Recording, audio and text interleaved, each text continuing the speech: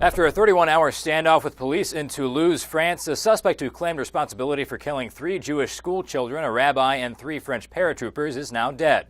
Mohamed Merah, a 23-year-old French citizen, had barricaded himself in his apartment.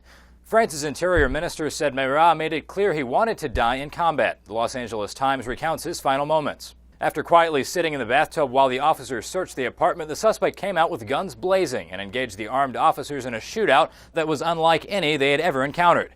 Merah then jumped out of a window, still shooting, while falling to his death. CNN explains why the standoff lasted for more than a day. I think the reason this standoff went on for so long was they really wanted to get him alive, that they thought there was a lot of information they'd be able to gather from him if he were alive, as opposed to how it has now ended, which is with this suspect dead.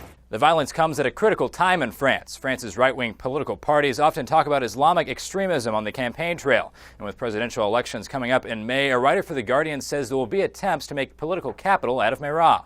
Far-right politicians have already seized on the image of the lethal young Muslim from an Algerian immigrant background.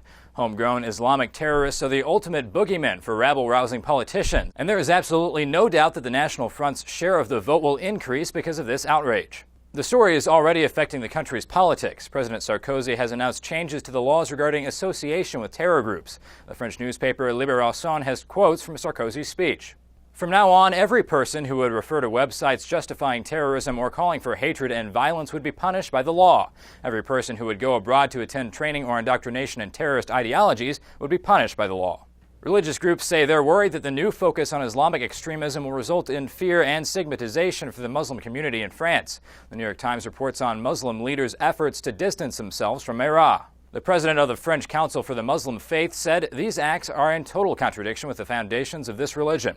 And the head of the Grand Mosque in Paris urged France not to stigmatize Muslims, saying 99.9% are law-abiding and loyal citizens. In a meeting with Muslim and Jewish community leaders, Sarkozy said the greatest threat to France would be the desire for revenge by one community against another. For News, I'm Zach Toombs, multiple sources, The Real Story.